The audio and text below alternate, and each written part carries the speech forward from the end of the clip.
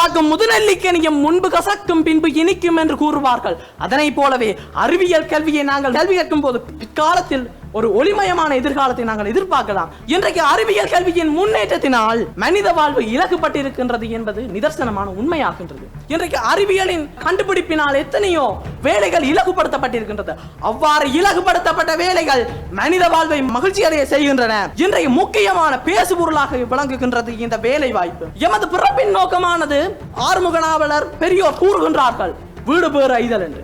ஆனால் நாம் யாரும் அதற்கு வாழ்வதல்ல. காரணமின்றி காரியமில்லை என்ற கோட்பாட்டுக்கு அமையவே அவர்களும் தங்களது வாழ்வை வளப்படுத்த துணிகின்றார்கள் என்பதை நாங்கள் புரிந்து கொள்ள வேண்டும். முக்கியமான விடயம், பல்கலைக்கழகத்தில் வேலையில்லா பட்டதாரிகள் என்று யாழ்ப்பாண பல்கலைக்கழகத்தில் பல காலமாக போராட்டம் நடந்து கொண்டிருக்கின்றது.